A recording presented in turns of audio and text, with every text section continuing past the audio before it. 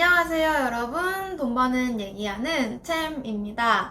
최근에 나스닥 지수가 흔들리면서 공포지수인 빅스에 대한 언급이 많아지고 있습니다. 또한 나스닥 하락의 배후로 손정희 회장의 소프트뱅크 관련해서 콜옵션 베팅을 했다라는 기사들을 보셨을 것 같아요. 그래서 최근의 시장 흐름을 이해하는데 필요한 변동성 지수 빅스 그리고 파생 상품인 옵션에 대해서 쉽게 설명드리는 영상을 준비했어요. 준비한 자료 보면서 얘기하도록 하겠습니다. 네, 우선 공포지수라고 불리는 빅스의 개념과 원리에 대해서 얘기를 해볼 건데요. 빅스는 미국 시카고 옵션 거래소에서 제공을 하는 지표로 시장의 변동성을 나타내는 지표예요. 투자자의 불안한 심리를 반영을 해서 시장이 많이 흔들리고 변동성이 커질 것 같다라고 예상이 되면 이 빅스 지수가 급등하게 되는데요. 일반적으로 주식시장이 하락할 때 빅스 지수는 급등하는 패턴을 보이게 됩니다. 실제로 이 빅스 지수의 추이를 보시면 최근 코로나 사태 때나 2008년 금융위기 같은 시기에 주식시장이 폭락할 때 빅스 지수가 급등을 했던 것을 확인을 할 수 있고요. 그 외에 짜잘짜잘하게 시장이 흔들릴 때도 빅스 지수가 튀어오르는 모습을 확인을 할 수 있어요. 이 빅스 지수 같은 경우는 일반적으로 40선 위에서 공포 국면이라고 표현을 합니다. 빅스 지수가 급등을 하고 고점을 찍은 후에 피크아웃해서 내려오면 거꾸로 시장이 어느 정도 안정을 찾아가고 있다라는 의미이기 때문에 많은 기관들이 이 빅스 지수를 기반으로 빅스 지수가 급등하면 갖고 있는 주식 포지션의 일부를 청산을 해라 이런 식의 알고리즘을 갖고 있는 경우가 많아요. 이 빅스 지수를 조금 더 자세히 설명을 드리면 향후 30일 S&P 500 지수 미국 시장의 변동성이 어떻게 될 것인가 라는 시장의 예상을 담고 있다라고 생각을 하시면 돼요. 변동성이 커질 것 같다, 시장이 흔들릴 것 같다라고 하면 빅스 지수가 상승을 하고 그렇지 않고 안정적으로 지금 현재의 흐름을 유지를 할 거다라고 예상이 된다면 빅스 지수는 하락하겠죠. 이 빅스 지수를 산출하는데 옵션이라는 파생 상품을 활용하게 됩니다. 옵션은 기초 자산을 사거나 팔 수 있는 권리를 의미하는데요. 살 수 있는 권리는 콜옵션으로, 팔 수 있는 권리는 풋옵션이라고 부릅니다. 애플 주식을 100달러에 살 수 있는 권리를 사는 사람은 나중에 애플 주식 가격이 150달러로 상승을 했어요. 이때 100달러에 살 수 있는 권리를 갖고 있으니까 차액만큼의 수익을 올릴 수 있고 따라서 콜옵션을 매수하는 경우에는 기초자산의 가격이 상승할 거다라고 생각을 하는 거고 풋옵션을 사시는 투자자 같은 경우에는 반대로 100달러에 팔 수 있는 권리를 사는 거니까요. 기초자산의 가격이 하락했을 때에도 나는 여전히 비싼 가격에 팔 수 있는 권리를 갖고 있는 거니까 기초자산의 가격이 하락하면 이득을 보게 되는 겁니다. 옵션에 중요한 성질이 있는데요. 권리이기 때문에 나한테 불리한 상황이 된다면 그냥 이 권리를 포기하고 옵션을 행사하지 않으면 됩니다. 예를 들어 내가 100달러에 애플을 살 수 있는 콜옵션을 가지고 있는데 애플 주가가 80달러로 하락을 했다라고 하면 굳이 100달러에 살 수 있는 권리를 행사하지 않아도 되는 거잖아요. 따라서 이 권리를 그냥 포기하면 되는 거고 처음에 콜옵션을 사느라 투자한 금액을 포기하시면 되는 겁니다. 따라서 옵션의 가격은 음수가 될 수 없어요. 미래에 정해진 가격에 사거나 팔 수 있는 권리를 가지는 것이기 때문에 그에 대한 대가, 옵션 프리미엄을 지불하셔야 된다라고 생각하시면 됩니다. 이 콜옵션과 풋옵션의 옵션 가격, 프리미엄으로 빅스 지수를 산출하게 되는데요. 공식에 나와 있는 내용이 되게 어렵게 나와 있지만 콜옵션과 풋옵션의 행사 가격별 프리미엄을 보고 이를 기반으로 빅스 지수를 산출을 하게 된다라는 의미입니다. 지수가 산출되는 원리를 간략하게 말씀드릴 텐데 이 내용은 약간 심화된 부분이기 때문에 관심이 없으신 분들은 뒤로 스킵해 주셔도 될 것 같아요. 행사 가격에 따른 콜옵션과 풋옵션의 가격을 한번 그래프로 그려볼 텐데요. 콜옵션은 애플을 살 수 있는 권리라고 말씀드렸어요. 여러분이 애플을 $100에 살 수 있는 권리와 $50에 살 수 있는 권리가 있다면 당연히 싸게 살 수 있는 권리를 더 갖고 싶고, 따라서 콜옵션의 가격은 그런 내용을 반영해서 비싸지게 되는 거겠죠. 그래서 콜 옵션의 가격은 행사 가격이 저렴할수록 낮을수록 비싸지는 것이고, 반대로 풋 옵션 같은 경우는 내가 애플을 팔 수 있는 권리예요. 비싸게 팔 수 있는 권리를 가질수록 좋겠죠. 따라서 거꾸로 행사 가격이 비싸질수록 풋옵션의 가격은 올라가게 됩니다.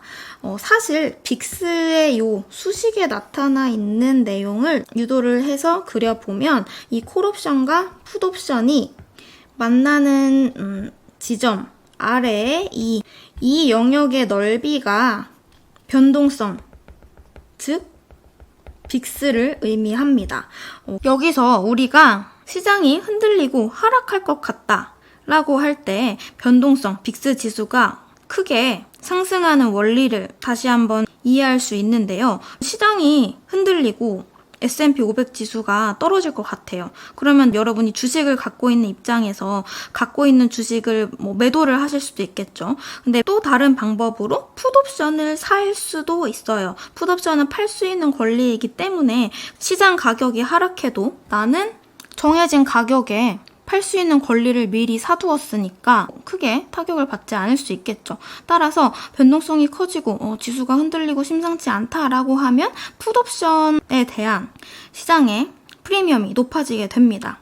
따라서 이 그래프가 같은 가격 레벨에서도 예를 들어 애플 주식을 $100에 팔 수 있는 풋옵션을 지금은 주가가 $100 내외니까 그렇게 큰 프리미엄을 받지 않았었는데 애플이 급락해서 $80, $60까지 내려갈 것 같아요. 그러면 같은 $100에 팔 수 있는 권리에 대해서 가격이 이런 식으로 올라가게 되겠죠. 같은 가격 레벨에서도 그 전에는 요 점에 위치를 했었다면 가격이 이제 상승을 하게 되는 거예요. 그러면 아까 변동성 빅스 지수는 요 영역 면적을 나타낸다라고 말씀을 드렸으니까 그 전에는 요 면적이었던 빅스 지수 변동성이 요렇게 커지게 되고 시장이 크게 흔들릴수록 풋옵션 가격은 올라가게 될 테니까요.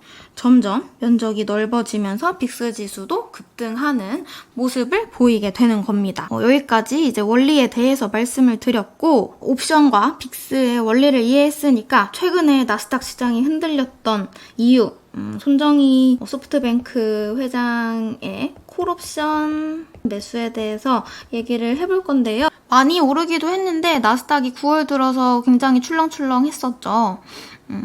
월가에서 기사가 나온 게 소프트뱅크가 미국 기술주들에 대해서 개별 주식도 매수를 하고 콜옵션을 대량으로 매수를 했다 라는 기사가 나왔습니다. 전체 투자한 규모가 약 $500억 에 달한다고 해요. 이 수치가 정말 큰 건데 비전 펀드 규모가 $1,000억 정도니까 정말 큰 매수 포지션을 구축을 한 거죠. 결론부터 말씀드리면 주식도 사고 콜옵션도 매수를 했다는 건 미국 기술주가 상승하면 정말 큰 돈을 벌 수 있는 포지션입니다. 이 옵션 경우는 제가 선물을 설명드릴 때도 말씀드렸지만 레버리지를 크게 일으킬 수 있어요. 끝없이 올라가는 그 기술주들 보면서 내가 돈만 있었어도 저거를 엄청 많이 사는 건데 라는 생각을 하셨을 것 같은데 옵션이나 선물을 활용을 하면 여러분이 100만 원을 갖고 있어도 1000만 원을 가진 것처럼 매도를 하실 수 있기 때문에 레버리지를 일으킬 수 있기 때문에 요렇게 정말 강하게 베팅을 한 거고요. 비유적으로 말씀드리면 우리가 사과가 있는데 사과 가격이 앞으로 엄청 오를 것 같아요. 그러면 여러분이 이 사과 가격 상승에 베팅을 하시려면 여러 과일 가게를 다니면서 사과를 다 직접 사 모으는 방법도 있을 거고 과일 가게 주인이랑 이런 계약을 하셔도 되겠죠. 내가 일주일 정해진 기간 후에 사과가 지금 10,000원인데 가격이 한 15,000원, 20,000원까지 오를 것 같아요. 지금 사과 가게 주인한테 가가지고 내가 일주일 후에 사과를 10,000원에 10,000개 살 수 있는 권리를 나한테 줘 라고 하는 거죠. 그러면은 주인 입장에서는 네가 뭔데 권리를 달라고 하는 거야 라고 할 테니까 우리는 옵션 프리미엄 이라는 웃돈을 얹어주는 거죠. 아, 지금 내가 10,000개 산다고 했으니까 10,000개 하나당 100원 쳐서 100만원 지금 미리 줄게요. 사과 좀 준비해 주세요 라고 하는 거죠. 그래서 오케이 딜 해서 콜옵션 거래가 성사되고 나는 사과를 살 수 있는 콜옵션을 매수를 한 거고요. 주인은 사과 콜옵션을 매도한 사람이 되는 겁니다.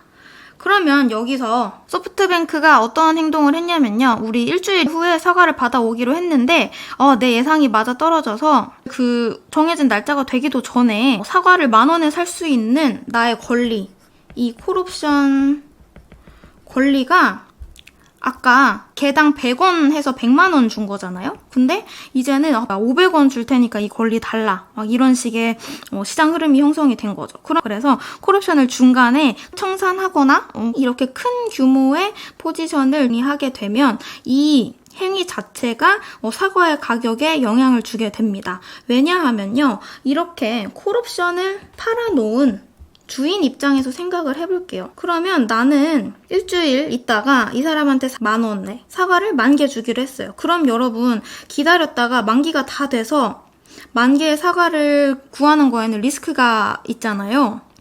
나중에 사과 가격이 어떻게 될 줄 알고 그거를 그때까지 기다려요. 그래서 지금 일단 콜옵션을 판 다음에 10,000개까지는 아니더라도 일부 사과를 몇 개 사서 내 창고에 보관하고 있는 거예요. 이 사과를 우리 진짜 애플 주식으로 생각을 해보면 이런 식으로 소프트뱅크나 미국 개미들이 콜옵션을 열심히 매수하면 이 콜옵션을 판 사람도 있겠죠. 보통 시장에서는 금융기관들이 이런 옵션 매도 포지션을 많이 담당하고 있습니다.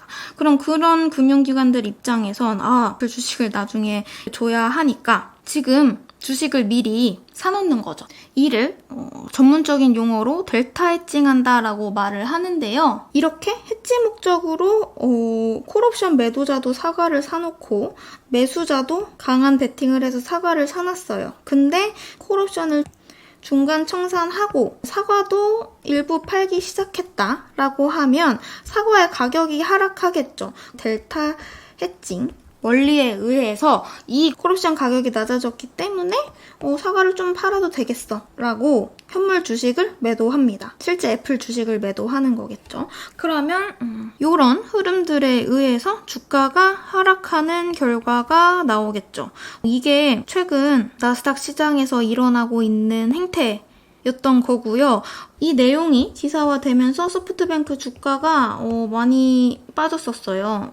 그런데 사실 최근 시장 상승이 조금 이상한 것 같다라는 얘기는 전부터 나오고 있었어요. S&P 500, 나스닥과 같은 시장 지수가 올라가는데 공포지수인 빅스도 같이 동반 상승하는 현상이 나타났기 때문입니다. 일반적으로 건전한 방식, 좀 표현이 이상하지만 현물 주식을 매수하고 일부 해지 목적을 위한 옵션 거래를 한다던가 라는 방식의 구축이 되어 있으면 지수가 올라갈 때 빅스 지수는 안정화돼 하락하는 게 일반적이에요. 그런데 최근에는 이제 지수가 올라가면서 빅스 지수도 크게 떨어지지 않고 조금씩 상승하는 머리를 드는 모습을 보였었는데 옵션 시장에 이런 식의 흐름이 나타나면서 빅스 지수도 같이 동반 상승하는 모습을 그렸던 것 같아요. 그래서 향후에 그냥 나스닥, S&P 500과 같은 가격 지수 그리고 기술적 지표 보는 것도 중요하지만 빅스 지수를 같이 확인을 해주시는 것도 중요할 것 같습니다. 오늘 준비한 부분은 여기까지고요. 다음에도 좋은 콘텐츠로 찾아오겠습니다.